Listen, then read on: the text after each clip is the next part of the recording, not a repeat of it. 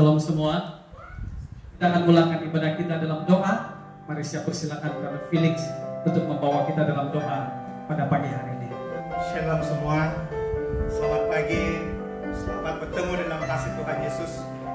Terima kasih ada kesempatan yang baik untuk kita pagi hari ini. Tawarik 5 ayat 13 hingga ayat yang ke-14. Sekali lagi dalam 2 Tawarik 5 ayat 13 hingga yang ke-14, 2 ayat pada pagi hari ini. Ayat 13. Lalu para peniup nafiri dan para penyanyi itu serentak memperdengarkan paduan suaranya untuk menyanyikan puji-pujian dan syukur kepada Tuhan. Mereka menyaringkan suara dengan nafiri, cerecap, dan alat-alat musik sambil memuji Tuhan dengan ucapan, sebab Ia baik, bahwasanya untuk selama-lamanya kasih setianya. Pada ketika itu rumah itu, yakni rumah Tuhan, dipenuhi awan, sehingga imam-imam tidak tahan berdiri untuk menyelenggarakan kebaktian oleh karena awan itu, sebab kemuliaan Tuhan memenuhi rumah Tuhan. Oh, terima kasih. Mari kita berdoa bersama. Kita mengisah hormat hanya bagi Yesus Kristus Tuhan.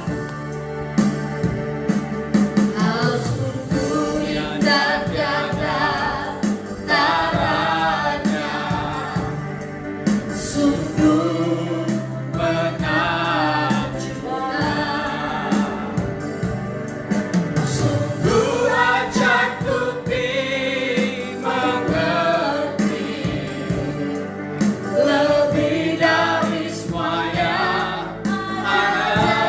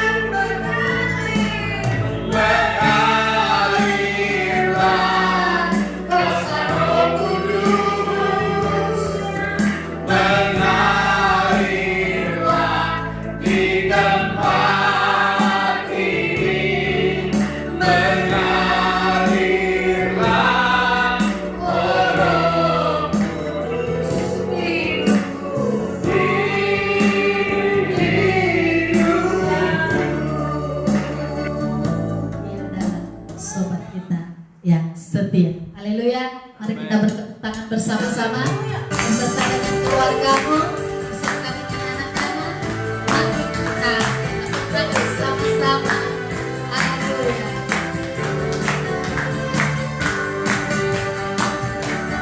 Ada satu sahabatku yang setia, tak pernah dia tinggalkan diriku. Di waktu aku susah, waktu ku sendirian, dia selalu menemani diriku. Siapa namanya? Namanya Yesus. Namanya Yesus. Nama Yesus yang menghibur hatiku. Siapa namanya? Namanya Yesus. Namanya Yesus. Nama Yesus yang menghibur hatiku. Ada satu sahabatku yang setia, tak pernah dia tinggalkan diriku. Waktu aku susah, waktu ku sendirian, dia selalu menemani diriku. Namanya Yesus. Namanya Yesus. Nama Yesus yang menghibur hatiku. Namanya Yesus. Namanya Yesus. Nama Yesus yang menghibur hatiku. Dalam nama Tuhan Yesus kami berdoa, dan semua jemaat yang siap untuk mendengar firman Tuhan pagi hari ini, mari katakan sama-sama, amin. Amin. Puji Tuhan saudara. Sekali lagi shalom. Bagi Anda yang baru bergabung dengan kami dalam ibadah hari ini, saya mengalu-alukan saudara-saudari. Puji Tuhan karena kita sekali lagi dapat bersama-sama dalam ibadah kita pada hari ini. Dan seperti yang kita sedia maklum, kalau Anda membuka grup dalam WhatsApp grup, ada banyak message yang mengucapkan selamat Hari Ibu, khusus kepada ibu-ibu. Dan saya juga sebagai pastor mengucapkan selamat Hari Ibu, dan kami sangat menghargai ibu-ibu yang ada di sini. Puji Tuhan. Mari saudara kasih Tuhan, saya bawa kita untuk membaca firman Tuhan yang saya ambil daripada kitab Ibrani. Ibrani bab yang kedua, ayat yang pertama. Ibrani bab yang kedua, ayat yang pertama hingga ayat yang ketiga. Jadi ada 3 ayat yang kita akan baca pada hari ini. Dan ayat-ayat ini akan saya baca bersama-sama. Kita akan baca bersama-sama, dan saya berharap Anda mengikuti saya dalam pembacaan ini. Komentator Alkitab memberikan satu tajuk, yaitu nasihat supaya bertekun dalam iman. Sekali lagi saya ulangi, Ibrani bab yang kedua, ayat yang pertama hingga ayat yang ketiga.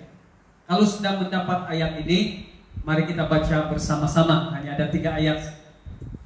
Saya akan baca dalam terjemahan Baru Indonesia yang berkata begini, ayat 1. Karena kita mempunyai banyak saksi, bagaikan awan yang mengelilingi kita.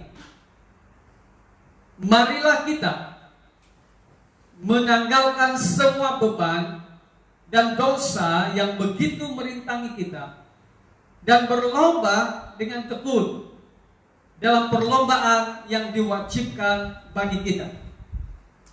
Marilah kita melakukannya dengan mata yang tertuju kepada Yesus, yang memimpin kita dalam iman, dan yang membawa iman kita itu kepada kesempurnaan, yang dengan mengabaikan kehinaan, tekun memikul salib, ganti sukacita yang disediakan bagi Dia, yang sekarang duduk di sebelah kanan takhta Allah. Ingatlah selalu akan Dia, yang tekun menanggung bantahan, yang sehebat itu terhadap dirinya dari pihak orang-orang berdosa, supaya jangan kamu menjadi lemah dan putus asa. Demikian firman Tuhan yang kita baca pada hari ini. Ada 3 ayat yang kita baca bersama-sama. Saudara dikasihi Tuhan, sejak beberapa bulan yang lalu kita ini disajikan dengan berita-berita yang menggemparkan kita dan mengerikan juga, dan mencatat kehidupan manusia. Berita tentang COVID-19 yang mengubah semua sistem dan struktur norma kehidupan kita. COVID-19 telah mengganggu semua sistem kehidupan manusia, dan ia telah juga seakan-akan memaksa manusia untuk harus membentuk satu norma baru dalam kehidupan, dan kita perlu mengadaptasi perubahan ini. Saudara dikasihi Tuhan, tapi pagi hari ini saya hanya membawa kita untuk mengalihkan perhatian kita daripada semua berita tentang COVID-19 kepada berita tentang kehidupan kita dan kerohanian kita. Mari kita tinggalkan sebentar apa yang dihadapi oleh manusia pada masa ini. Saudara dikasihi Tuhan, perjalanan kehidupan di dunia ini adalah sebenarnya satu dengan kehidupan kita semasa di dunia dan juga kerohanian kita. Ianya sama, tidak ada pemisahan dalam kehidupan kita di dunia dan kehidupan harian kita, dan juga kehidupan kita secara rohani. Ianya satu. Dalam masa yang sama kita hidup di dunia, mengurus kehidupan kita di dunia. Ianya juga dalam masa yang sama kita juga mengurus kehidupan kerohanian kita. Demikianlah kehidupan kita di dunia ini. Ianya satu dan sama. Dan kehidupan kita di dunia ini merupakan satu perjalanan. Katakan bersama dengan saya, satu perjalanan. Ini suatu perjalanan kehidupan. Malah kehidupan kita ini di dunia ini, menurut penulis Ibrani, dia menggambarkan kehidupan kita ini seperti suatu perlombaan. Perjalanan di dunia, perjalanan iman ini seperti suatu perlombaan. Itulah sebabnya saudara dikasihi Tuhan, memandangkan kehidupan kita di dunia ini merupakan suatu perjalanan seperti perlombaan yang diwajibkan kepada kita. Maka matlamat saya pada pagi hari ini, seperti kata penulis Ibrani di ayat yang ketiga, jangan kamu menjadi lemah dan putus asa. Inilah matlamat yang saya berikan kepada kita, pematlamat pemberitaan ini, yaitu saya mau semua jemaat Tuhan, saya mau setiap kita yang sudah percaya kepada Tuhan Yesus, umat Kristiani, semua orang yang disebut sebagai pengikut Kristus ataupun orang percaya, supaya pada waktu kita berjalan, waktu kita berada dalam satu perlombaan yang diwajibkan kepada kita, saya mau saudara kasih Tuhan, seperti kata penulis Ibrani ini, supaya kamu jangan menjadi lemah dan putus asa. Amin. Lemah dan putus asa akan membuatkan kita berhenti di tengah jalan dalam perjalanan kita, dan kita tidak akan sampai ke destinasi yang Tuhan sediakan untuk kita. Saudara dikasihi Tuhan, kita mempunyai perlombaan yang ditentukan kepada kita, setiap kita orang percaya. Ini kata firman Tuhan.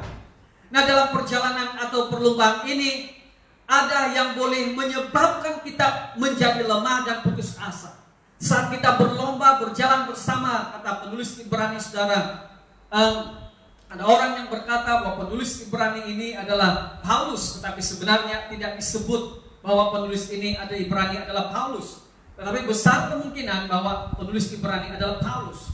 Dan jika benar penulis kitab Ibrani adalah Paulus, berdasarkan cara penulisannya dan teologi atau doktrin yang diajarkannya, saudara kasih Tuhan, adalah ada kesamaan dalam semua tulisan Paulus yang lain. Maka Paulus berkata kepada kita, kita ini berlomba dalam satu perjalanan. kehidupan dan kerohanian dan keimanan kita yang satu bersama di dalam dunia ini. Saudara, Paulus berkata atau penulis Ibrani berkata, dalam perlombaan itu saya tidak mau kamu patah semangat, saya tidak mau kamu semua jadi lemah, kata Paulus. Saudara, karena apa saudara? Karena dalam perlombaan ini rupanya berhadapan dengan banyak cabaran. Ada cabaran dan ada perkara-perkara yang membuatkan kita boleh patah semangat dan lemah, saudara kasih Tuhan. Jika kita menjadi lemah dan putus asa, saudara, maka kita akan berhenti di tengah jalan dan tidak sedikit juga yang memisokkan arah perjalanan hidupnya. Dan ini sangat bahaya apabila kita sampai ataupun jatuh kepada lemah dan juga putus asa. Saya berdoa saudara kasih Tuhan, dan saya berharap supaya jemaat tidak menjadi lemah dan putus asa dalam perjalanan kehidupan kita dan satu dalam kerohanian kita, dalam perlombaan iman yang ditentukan, diwajibkan kepada kita. Sekali lagi saya berdoa supaya Anda tetap kuat dan tidak akan lemah dan putus harapan, putus asa dalam perjalanan rohani kita. Amin.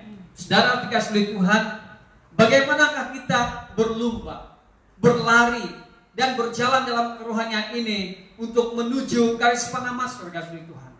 Saudara dikasihi Tuhan, bagaimana caranya supaya kita akan terus kuat dalam perlombaan perjalanan kita dalam kerohanian ini, saudara dikasihi Tuhan. Kalau kita membaca sebentar tadi, saya dapat berikan kepada kita dalam perlombaan kekristenan kita, dalam perlombaan perjalanan kekristenan kita, saudara dikasihi Tuhan, ada 3 fase dalam perlombaan menurut penulis Ibrani ini. Ada 3 fase. Dan di dalam setiap fase ini memberitahukan kepada kita rahasia dan prinsip bagaimana supaya kita tetap kuat dan tidak putus asa dalam perjalanan kita. Yang pertama, ada 3 fase itu, yaitu proses persediaan, proses berlari, dan proses menamatkan larian. Ini 3 fase. Dan fase yang pertama untuk proses persediaan. Perhatikan baik-baik saudara kasih Tuhan. Bagaimana caranya saudara dalam perlombaan ini supaya kita tetap kuat dan berlari tanpa putus asa, saudara? Mari kita lihat untuk proses yang pertama, yaitu proses persediaan. Dalam ayat ini berkata, marilah kita menanggalkan semua beban dan dosa yang begitu merintangi kita. Ini fase yang pertama. Sebelum kita berlari saudara kasih Tuhan, penulis kitab Ibrani menyeru dan meminta kepada kita. Dia berkata, pastikan dalam perlombaan ini Anda tidak membawa bersama satu beban yang ada dalam kita. Dan pastikan saudara kasih Tuhan, jika kita tidak membawa bersama dosa yang merintangi hidup kita, kata penulis kitab Ibrani. Saudara kasih Tuhan, untuk perlombaan ini harus ada persediaan yang rapi. Perkara pertama yang perlu diperhatikan dan dilakukan oleh seseorang pelomba iman adalah menanggalkan beban dan dosa yang merintangi. Jika ada beban, jika ada dosa, maka itu akan merintangi perjalanan kita, membuatkan perjalanan kita itu, saudara kasih Tuhan, tidak berjalan dengan lancar. Jika kita berlari dengan beban, maka kita memang tidak dapat berlari dengan baik. Ataupun lebih parah lagi saudara, kita tidak dapat berlari langsung, saudara kasih Tuhan. Saudara, kita harus mengerti saudara kasih Tuhan, dan kita mau coba memahami apakah beban yang dimaksudkan oleh kitab Ibrani ini kepada kita. Nah, mungkin beban ini berbicara tentang keterikatan terhadap norma duniawi dan perhatian yang lebih ataupun kecintaan kita secara berlebihan kepada dunia, yaitu keinginan jasmani dan hal-hal duniawi. Apakah yang dimaksudkan oleh kitab Ibrani tentang suatu beban? Beban adalah berbicara tentang keterikatan terhadap norma duniawi dan perhatian kita yang lebih dan kecintaan kita secara berlebihan kepada dunia, yaitu keinginan jasmani dan hal-hal duniawi. Ingat saudara kasih Tuhan, yang menariknya adalah begini. Ianya di penulis Ibrani berbicara kepada orang-orang Ibrani, kepada orang-orang pembacanya memang orang Kristen pada waktu itu. Dan mereka ini adalah memang yang sudah mengerti akan penebusan Kristus. Itulah sebabnya dia berkata bahwa marilah kita berlomba. Kepada orang-orang yang percaya, marilah kita berlomba. Tetapi saudara kasih Tuhan, kepada orang-orang percaya, ini kita akan berlomba. Dan kalau kita berlomba, pertama-tama kita harus menanggalkan beban. Dan apakah beban itu saudara kasih Tuhan? Yaitu keterikatan manusia lama kita terhadap duniawi, keduniawian, dan perhatian dan kecintaan kita kepada berlebihan kepada dunia, norma dunia yang diikat dan jatuh dalam dosa, yaitu keinginan jasmani dan hal-hal duniawi. Inilah yang merupakan beban yang berat, yang merintangi perjalanan kita. Ia memberikan tekanan kehidupan yang ditanggung oleh tubuh, jiwa, dan roh kita. Kita menderita untuk mengangkat beban. Bagaimana kita boleh berlari terus, sedangkan kita bergelut terus-menerus dalam beban kehidupan kita. Penulis Ibrani berkata, kalau kita mau berlari terus dengan tanpa putus asa dan dengan kuat, saudara, kita harus tanggalkan beban yang kita tanggung bersama-sama. Saudara, keinginan atau fokus kita terganggu pada waktu kita ada beban yang kita tanggung. Perjalanan kita akan terhalang karena kita sering bergerak ke arah keduniawian. Fokus kita sebenarnya di sana, yaitu perjalanan iman, perjalanan perlombaan ke arah satu tujuan. Tetapi karena begitu banyak terikan di kiri dan kanan kita, terlalu ada beban yang membebani kita itu keduniawian, maka fokus kita ke arah ke kiri dan ke kanan. Kita berputar, malah kita tidak dapat berlari kepada tujuan kita. Saudara dikasihi Tuhan, penulis Ibrani mau kita menanggalkan perkara tersebut dan mengarahkan fokus dan larian kita ke hadapan. Apa artinya, saudara? Artinya, saudara, kita sekarang ini berlari dalam iman, yaitu dengan hidup yang baru, kepercayaan yang baru. Kalau kita berlari sekarang, kata penulis Ibrani, kata Paulus, kalau kita berlari sekarang, kita ini berlari sebagai orang percaya, bukan lagi membawa beban, bagage yang lama. Paulus pernah berkata bahwa aku melupakan apa yang di belakangku dan berlari ke arah tujuan. Yang dulu telah menjadi penting bagi saya, tetapi sekarang aku anggapnya menjadi sampah dan aku membuangnya, kata Paulus.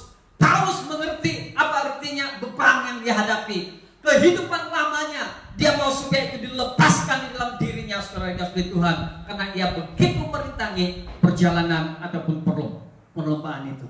Saudara kasih Tuhan, mari berlomba dengan hidup yang baru, dengan menanggalkan manusia dan keterikatan manusia lama kita, dan juga tarikan dunia yang ada di sekitar kita. Saudara kasih Tuhan, dalam perjalanan ini keduniawian ada dalam kita, dan jika kita tidak menanganinya, berserah kepada Tuhan, itu akan membebani kita. Saudara kasih Tuhan, penulis Ibrani berkata seperti ini, tanggalkan keduniawian itu yang menekan jiwa dan kerohanian kita, dan mari kita berlomba dengan iman. Amin. Apakah beban yang kedua? Yang kedua yang dikatakan yang perlu ditanggalkan, saudara, yaitu dosa. Sebut dengan saya, dosa. Dosa yaitu keterikatan terhadap dosa ataupun ditakluk oleh dosa. Dalam kata yang lain, kita ini sudah percaya, kita harus berlomba dengan sebagai orang baru di dalam Kristus. Tetapi ada dosa yang saudara kasih Tuhan yang coba menguasai kita, yang menjadi sepertinya sedang menguasai kita. Keterikatan terhadap dosa. Saudara kasih Tuhan, kalau saya berbicara ini kepada Anda pasti memahaminya. Karena Anda tahu apa yang saya katakan kepada kita.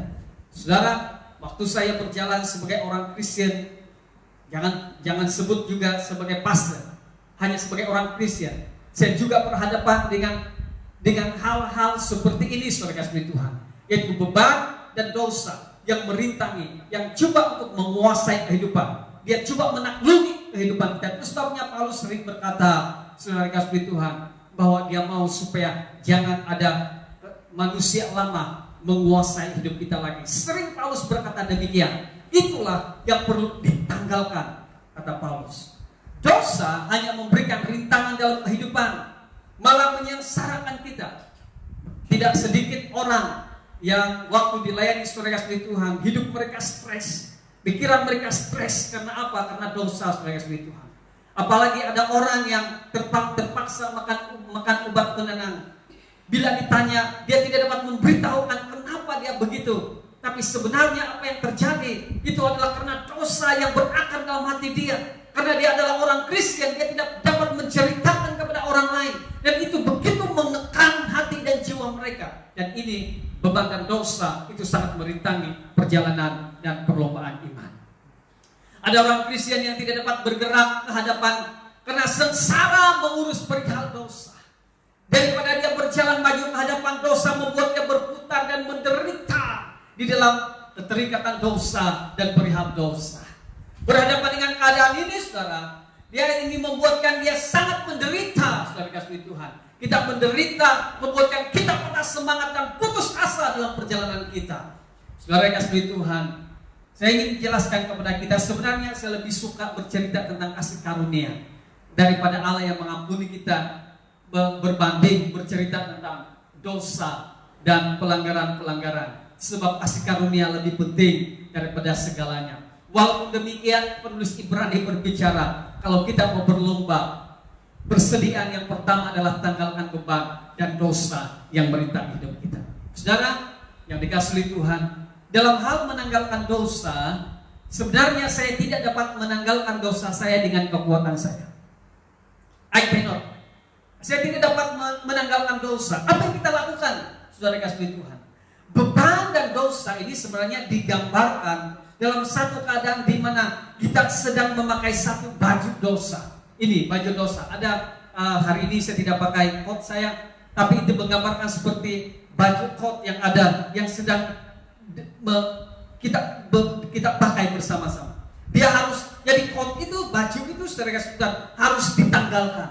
Saudara, saya tidak dapat menanggalkannya, tetapi ada yang dapat menanggalkannya. Apa dan bagaimana ia dapat ditanggalkan, saudara? Caranya supaya dosa itu ditanggalkan di dalam kehidupan kita. Beban dan dosa yang ditanggalkan dalam kita, yang pertama adalah pengampunan. Oh, saudara kasih Tuhan, tidak ada kuasa yang dapat memberikan kepada kita kebebasan selain daripada kuasa pengampunan Tuhan. Pada waktu saya berdosa, saudara kasih Tuhan, pikiran saya kacau, keadaan saya begitu kacau dari dalam, stres dan lain sebagainya.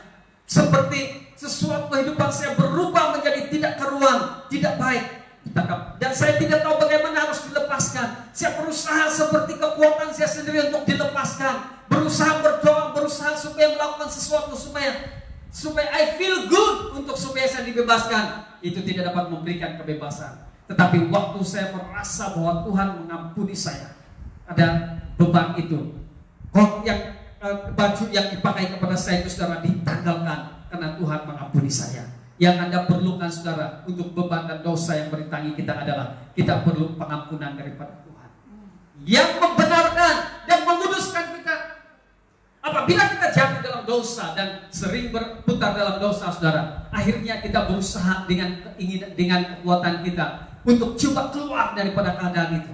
Biasanya kita gagal sebab kita sudah berfokus kepada diri kita untuk coba keluar. Tetapi kalau kita berserah kepada Tuhan, mau Tuhan supaya mengampuni kita, di situ mengalir kasih karunia Tuhan yang membenarkan dan menguduskan kita semua. Amin. Dan pengudusan dan pembenaran Tuhan itu, saya ingin beritahu kita, itu memberikan kelegaan kepada kita. Amin. Dia membebaskan kita, sehingga pada waktu kita, saudara, merasa ada pengampunan Tuhan, pembenaran Tuhan dalam diri kita, kita seperti burung Raja Wali, kata Mazmur yang lain ataupun surat-surat yang lain ataupun kata Alkitab, di dalam Alkitab berkata bahwa kita seperti burung Raja Wali yang terbang tinggi. Amin. Seperti menggambarkan satu kebebasan kepada kita. Dan ini yang kita perlu untuk kita berlari bersama. Yang pasti, saudara kasih Tuhan, ianya diawali dengan pertobatan. Amin. Yang harus diawali dengan pertobatan, pengampunan, pembenaran Tuhan, pengudusan Tuhan kepada setiap kita, saudara. Untuk dapat kelegaan, ianya perlu diawali dengan pertobatan. Dengan itu kita dapat berlomba tanpa beban dan tanpa rintangan. Itu yang pertama. Yang kedua, saudara kasih Tuhan, yaitu proses yang kedua, yaitu proses berlomba. Proses berlomba yaitu menuntut untuk berlomba dengan tekun. Dalam perlombaan ini, setelah kita bersedia jangan bawa beban dan dosa, kata Paulus. Tanggalkan itu, sebab itu merintangi perjalanan kita, merintangi perlombaan kita, dan itu tidak memberikan keuntungan, kata Paulus. Bahwa itu akan membuatkan kita lemah dan putus asa, kata penulis kitab Ibrani. Dan yang kedua dikatakan begini, pada masa kita berlomba, dalam kata yang lain, pada masa kita berlomba, ia menuntut untuk berlomba dengan tekun. Ini kata firman Tuhan yang kita baca sebentar tadi. Dia mau, marilah kita berlomba dengan tekun, melakukannya dengan tekun, kata firman Tuhan.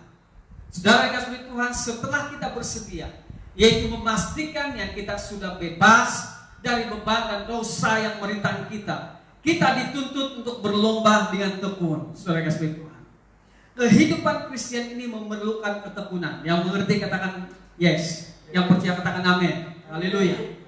Tekun adalah seorang pelomba itu akan berlomba dengan fokus, akan berlomba dengan ketaatan, kesetiaan, kesabaran, tekad yang kuat, dengan semangat yang tinggi, sangat serius dalam perjalanannya, disiplin yang tinggi, dan dengan gigih sekali.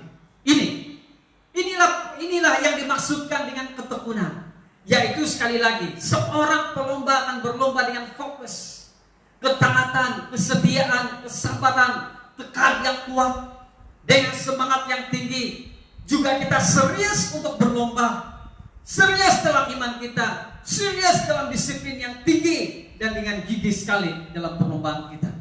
Saudara dikasihi Tuhan, tekun dalam perlombaan, yaitu saudara dikasihi Tuhan, menghidupi iman dalam Yesus, yaitu berlomba dengan fokus, ketaatan, kesetiaan, kesabaran, tekad yang kuat, dengan semangat yang tinggi, serius dan disiplin yang tinggi, dan dengan gigih sekali.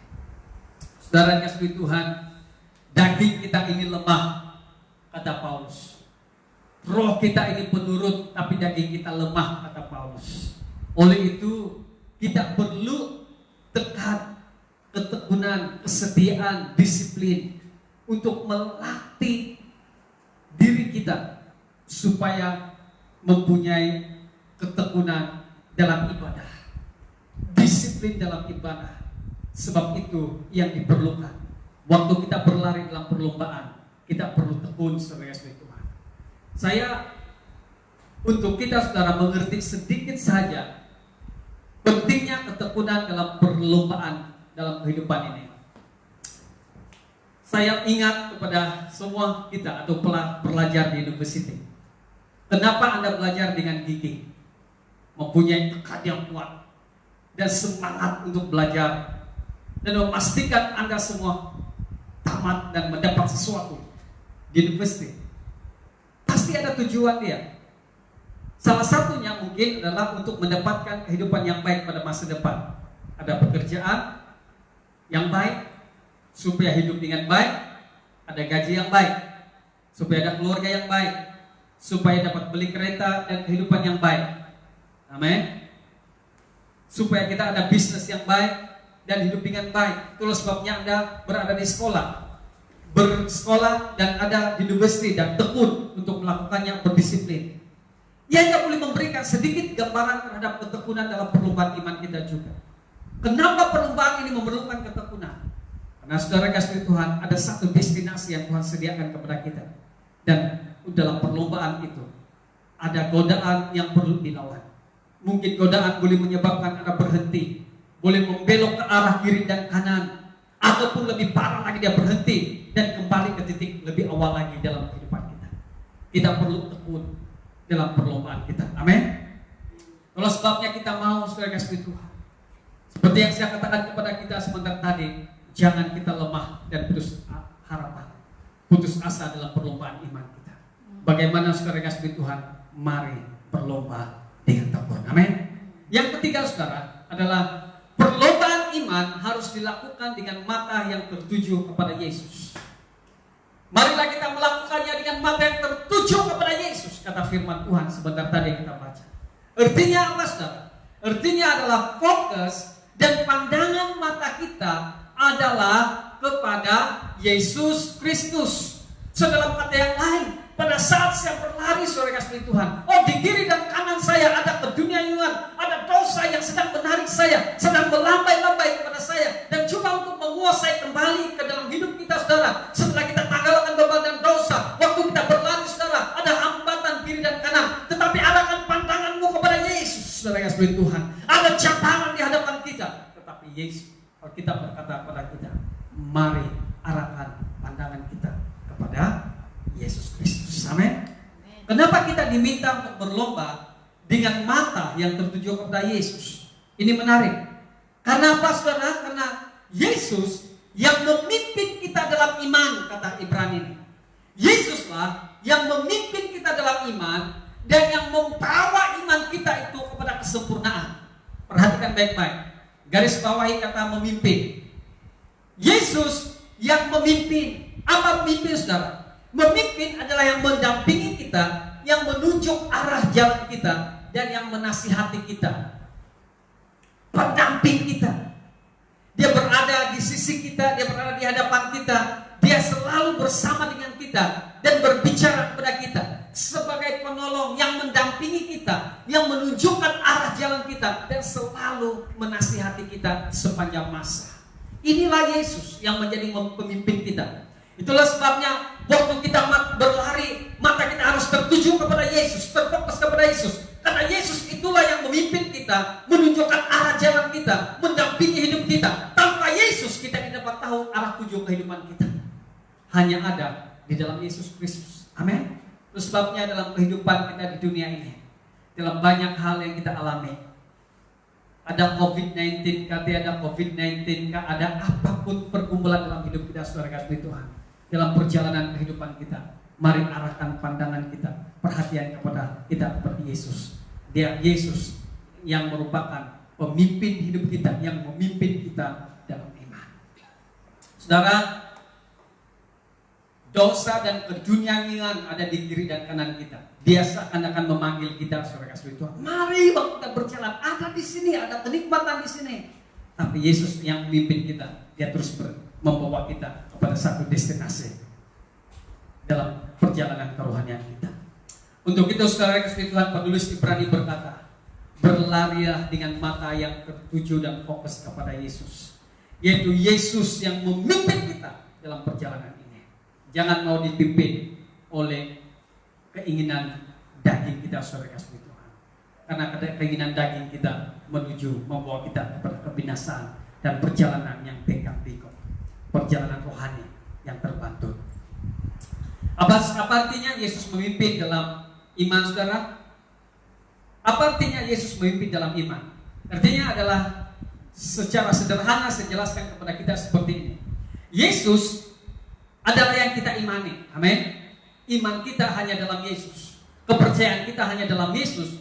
Dan juga yang menanamkan iman di dalam kita. Iman kita yang kita ada ini adalah iman yang timbul di dalam kita sehingga kita boleh percaya. Iman kita waktu berita disampaikan, iman itu timbul. Waktu iman itu timbul saudara kasih Tuhan, maka kita percaya. Dan Yesuslah yang kita imani. Nah, pemimpin kita Yesus itu, waktu kita berjalan bersama dengan Yesus, kenapa harus mata tertuju kepada Dia? Karena Dia memimpin kepada iman. Yesus itu sendiri adalah iman. Dan boleh dikatakan Dia adalah sumber iman kita. Bukan saja sebagai tujuan kita, melainkan sumber iman itu tersebut. Sumber iman itu sendiri, Dialah iman kita. Jadi mata kita tertuju kepada Yesus, Dia memimpin kita, Dialah iman kita, dan Dia membawa iman kita di dalam Dia itu supaya sampai kepada kesempurnaan. Amin. Dialah yang akan terus-menerus mengiringi kita, menuntun dan memelihara sampai kita sampai ke garis akhir. Dia yang membawa iman kita kepada kesempurnaan. Nah, saudara, firman Tuhan ini perlu respon yang baik. Apakah respon kita terhadap iman, mata tertuju kepada Yesus? Respon kita adalah beriman, yaitu bergantung kepada Yesus yang memimpin kita. Ini respon kita. Waktu mata kita tertuju kepada Yesus, bahwa Yesus itulah satu-satunya saudara yang dapat memimpin kita dalam perjalanan, dan Dialah yang membuatkan kita dapat berjalan dan melalui segala perkara dalam hidup kita. Respon kita adalah very simple. Mari percaya kepada pemimpin kita. Amin. Dalam kata yang lain adalah begini. Seseorang kita yang percaya kepada Yesus, artinya kita adalah yang bergantung kepada Kristus. Bergantung sepenuhnya kepada Kristus. Apa artinya, saudara? Kita akan berkata dalam perjalanan iman saya ini, dalam perjuangan ini, dalam perlombaan ini, kita akan berkata seperti ini. Dialah segala-galanya bagiku. Kaulah segalanya di dalam hidupku. Amin. Kita akan berkata, orang yang beriman, orang yang percaya adalah berkata seperti itu. Kaulah segalanya dalam hidupku. Dia lebih berharga daripada apapun. Yesus lebih berharga dari apapun. Kalau bukan Yesus, saya tidak dapat melakukannya. Kalau bukan Yesus, saya akan mati dan tidak dapat melakukan apa-apa. Ini artinya respon. Ini artinya iman, percaya kepada Yesus. Jadi mari kita fokus perhatian kepada Yesus. Dalam perlombaan ini kita perlu fokuskan perhatian kita hanya kepada Yesus, karena Dia memimpin kita dalam iman dan pengharapan kita. Amin. Yesuslah pemula, pendamping, penerus dan penyempurna dalam perlombaan iman. Dialah yang memberi hadiah kepada kita. Kalau sebabnya, saudara kasih Tuhan, penulis kitab Ibrani berkata, mata tertuju kepada Yesus yang adalah pemimpin kita dalam iman. Mari kita memandang kepadanya untuk mendapatkan pengarahan, pertolongan dan perkenanannya. Amin. Waktu kita memandang kepada Yesus, sebenarnya kita sedang memandang kepadanya untuk mendapatkan pengarahannya, pimpinannya, pertolongan dan perkenanannya. Kita hanya dapat melalui liku-liku kehidupan yang kompleks ini dengan pimpinan, bimbingan, pengarahan, pertolongan dan perkenanan Tuhan sendiri. Dan seterusnya, saudara, apa artinya memandang kepada Yesus? Memandang Yesus artinya untuk belajar dari Tuhan Yesus sebagai teladan dalam ketekunan dan kesabaran, kesetiaan dan ketaatan. Saya ulangi lagi. Pada waktu kita memandang kepada Yesus, dia berarti seperti ini. Bahwa kita ingin belajar dari Tuhan, belajar daripada Yesus, belajar tentang ketekunannya, kesabarannya, kesetiaannya dan ketaatannya. Pada masa kita memandang Yesus dari kasih Tuhan, kalau kita jujur memandang Yesus dalam hidup kita, dalam perlombaan hidup kita, kita disedarkan akan ketaatan, kesetiaan dan semangat Yesus dalam perjalanannya untuk menyelesaikan misinya di dunia ini. Dialah Tuhan yang menyelesaikan misi di dunia ini. Yesus dicobai di padang gurun, tetapi Yesus menang dalam percobaan. Ini adalah satu contoh yang perlu kita teladani, saudara kasih Tuhan. Waktu saat kita memandang Yesus, kita melihat Yesus menang atas pencobaan. Amin. Dia menolak semua pencobaan yang coba mengalihkan fokusnya, saudara kasih Tuhan. Waktu pencoba itu iblis berkata, dunia ini kuberikan kepadamu. Yesus menjawabnya dan dia menang atas pencobaan. Waktu mata kita tertuju kepada Yesus, ada di kiri dan kanan kita yang coba menarik perjalanan kita, coba menghalang perjalanan kita, saudara, coba melemahkan dan membuatkan kita putus asa. Tetapi kita belajar daripada Yesus. Amin. Yesus dituduh dengan tuduhan yang salah, dianiaya dan disengsarakan sehingga mati di atas kayu salib. Tapi semua itu tidak menghalang fokusnya kepada perjalanan misinya. Dia menyelesaikan misinya seperti yang ditetapkan kepada dia. Pernah sekali saudara dalam doanya di Taman Getsemani, dia berkata, jika mungkin cawan ini lalu daripadaku, tetapi bukan kehendakku yang terjadi, tetapi kehendakmu yang terjadi. Ini kata Tuhan Yesus. Di sudut yang lain Yesus merasa, saudara, ada ketakutan yang coba untuk menguasai hidupnya, untuk berhadapan dengan penyelesaian terakhir misinya, yaitu ditangkap, disengsarakan, mati di atas kayu salib, saudara. Tetapi dalam sudut yang lain kita belajar tentang ketaatan Yesus terhadap Bapa di surga. Waktu kita memandang Yesus sebagai Tuhan, kita sedang belajar. Dia adalah teladan kita, yang pada waktu dia berlomba dalam misi penyelesaian misinya, dia berjaya karena dia memiliki ketaatan kepada Tuhan, kepada Bapa di surga. Demikianlah kita, saudara. Kenapa kita diminta untuk mengarahkan perhatian kita kepada Yesus? Karena dia adalah pemimpin kita. Dan dialah pemimpin iman kita. Dialah sumber iman kita, pemberi iman kita. Malah iman kita timbul. Dan dialah pemberinya dan penyempurnanya. Tetapi juga di mata kita, waktu kita melihat Yesus, dia memberikan teladan yang baik kepada kita. Supaya kita belajar bahwa pada waktu kita berjalan dalam kesengsaraan di dunia ini, ada Yesus yang lebih dahulu merasakannya dan dia telah menang. Amin. Yang keempat dan yang terakhir. Yang keempat yang terakhir dalam firman Tuhan, yaitu bagaimana kita berlomba saudara kasih Tuhan.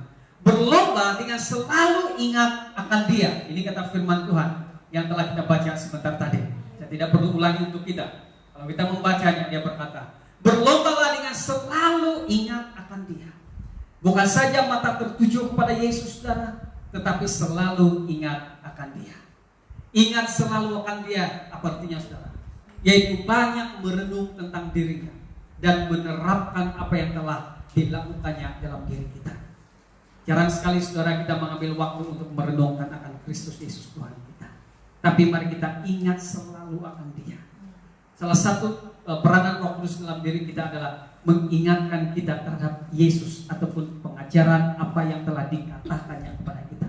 Ada Roh Kudus yang selalu membawa ingatan kita, perenungan kita tentang Yesus Kristus.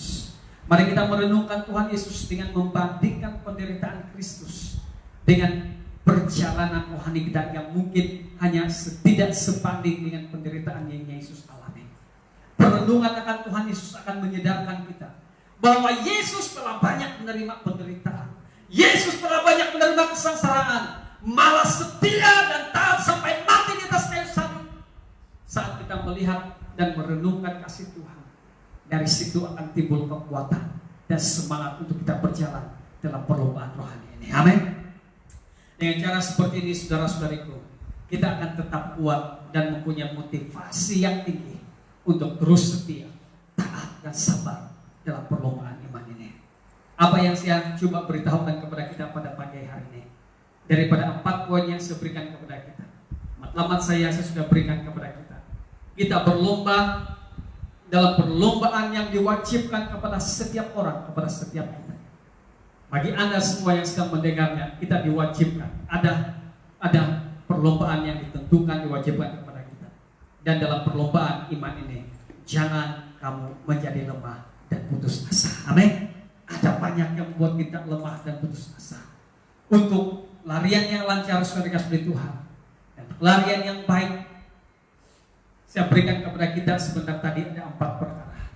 Yang pertama adalah kita harus bebas daripada beban berat. Beban berat yang dikatakan sebagai sesuatu yang merintangi dan menghalang kita, yaitu keterikatan akan keduniawian dan keterikatan akan dosa. Itulah yang merintangi kita, perjalanan kita. Dan yang kedua, mari berlomba dengan tekun. Ini yang kita perlu ketekunan, kesetiaan, disiplin, tekad yang tinggi. Itulah tekun, saudara, untuk berlari. Dan yang ketiga adalah kita berlari dengan mata yang tertuju kepada Yesus. Kenapa mata tertuju kepada Yesus? Karena Dia adalah pemimpin kita dan memimpin kita dalam iman dan menyempurnakan iman kita. Kenapa kita mata tertuju kepada Yesus sebagai Tuhan? Karena Dia, di dalam Dia kita boleh belajar, karena Dia adalah teladan kita. Amin. Dia setia, Dia rela menanggung segala sesuatu, tapi Dia menang. Demikianlah kita belajar daripada Dia. Ada penderitaan dan kesengsaraan, tapi kita boleh menang di dalam Yesus yang memberikan kekuatan kepada kita. Amin. Dan yang keempat, bagaimana cara kita berlari supaya kita tidak lemah tetapi tetap kuat dan sampai ke destinasi kita. Yang keempat, yang terakhir adalah selalu ingat akan Dia. Mari kita selalu merenung pribadi Kristus dalam hidup kita. Saudara, dalam perlombaan ini kita pasti akan menang. Yang percaya katakan amin. Karena kita dijadikan lebih daripada pemenang di dalam Dia yang mengasihi kita. Amin. Saudara, Roma bagian 8 ayat 35-39. Ini kata-kata terakhir, pembacaan terakhir yang saya berikan kepada kita. Siapakah, Roma 8 ayat 35-39, dia berkata seperti ini. Siapakah yang akan memisahkan kita dari kasih Kristus? Penindasan atau kesesakan atau penganiayaan atau kelaparan atau ketelanjangan atau bahaya atau pedang, seperti ada tertulis, oleh karena engkau kami dalam bahaya maut sepanjang hari. Kami telah dianggap sebagai domba-domba sembelihan, tetapi dalam semuanya itu kita lebih daripada orang-orang yang menang oleh Dia yang telah mengasihi kita. Sebab aku yakin bahwa baik maut maupun hidup, baik malaikat-malaikat maupun pemerintah-pemerintah, baik yang ada sekarang maupun yang akan datang, atau kuasa-kuasa baik yang di atas maupun yang di bawah, maupun suatu makhluk lain tidak akan dapat memisahkan kita dari kasih Allah yang ada dalam Kristus Yesus Tuhan kita. Amin. Puji Tuhan, luar biasa kasih karunia Tuhan untuk kita semua. Tuhan mau supaya kita berjalan bersama dalam perlombaan. Dan pastikan saudara, 4 perkara ini kita lakukan bersama-sama. Mari kita pejamkan mata kita. Saya tidak tahu apa yang firman Tuhan bicarakan kepadamu pada hari ini. Tapi saya mau kita respons firman Tuhan hari ini. Pada saat saya katakan bahwa mari kita lupakan semua dahulu sebentar apa yang kita alami COVID-19. Yang kita mau lakukan kepada COVID-19 adalah bersyukur kepada Tuhan karena Tuhan menggenapi rencananya sendiri di dunia ini. Tertuju padamu.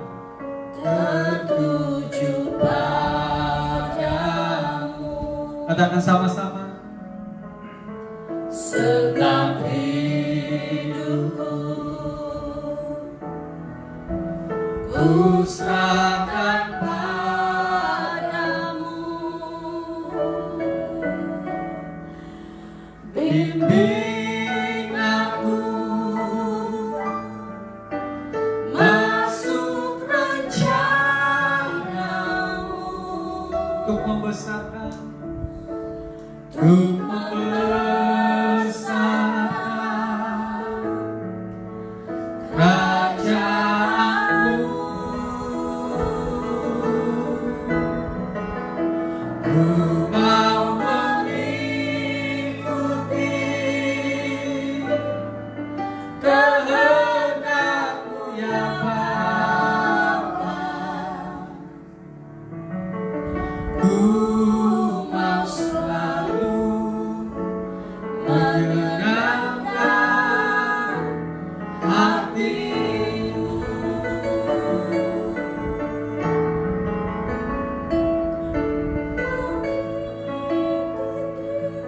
kehendak-Mu ya Bapa. Kehendak-Mu ya Bapa. Ku mau selalu menyenangkan hati-Mu. Dengan taat. Yes, Lord. Terpuji nama-Mu Tuhan. Di dalam nama Tuhan Yesus kami berdoa. Dan semua kita yang percaya kepada Tuhan, mari kita katakan sama-sama. Amin. Puji Tuhan, Tuhan Yesus memberkati Anda pada hari ini. Tuhan Yesus kita baik, amin. Amin. Tuhan Yesus mengasihimu secara spiritual.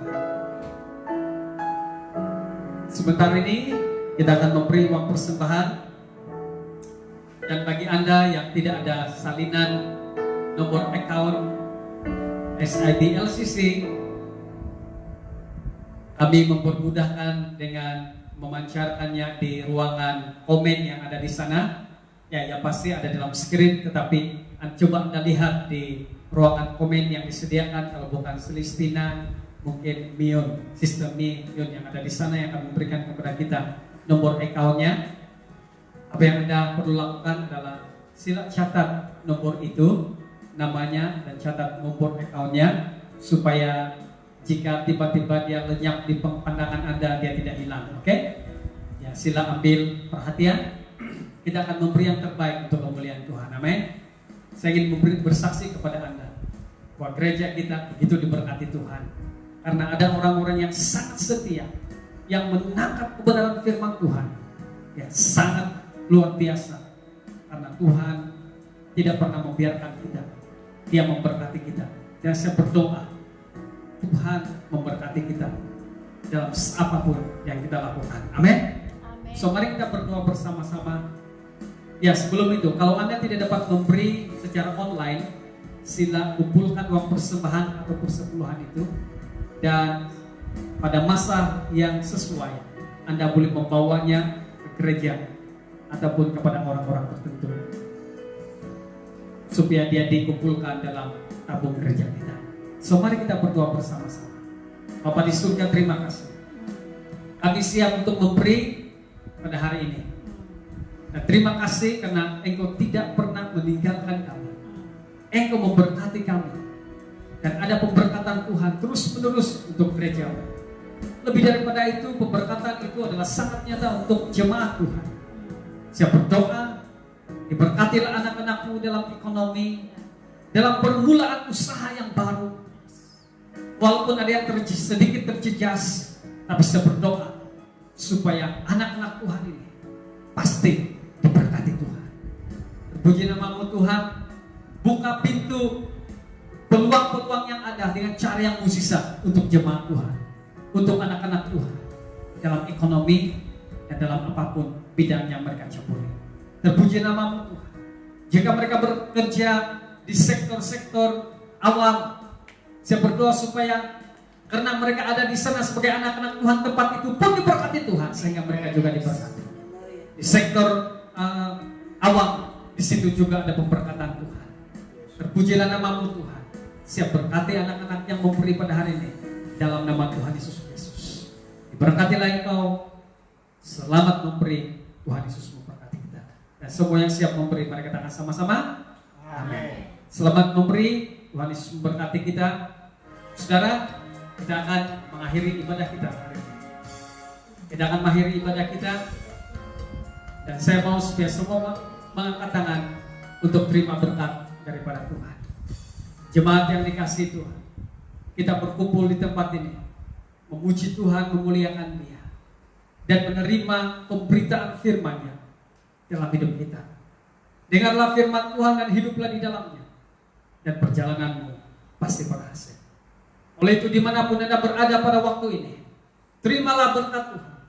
Kiranya kasih Allah, damai dalam Yesus Kristus, dan persekutuan Roh Kudus akan menyertai kalian mulai dari hari ini sampai Maranatha Tuhan datang, dan sampai kita bertemu pada kesempatan masa depan. Semua jemaat yang menerima berkat ini, mari kita akan sama-sama. Amin. Tuhan Yesus memberkati kita.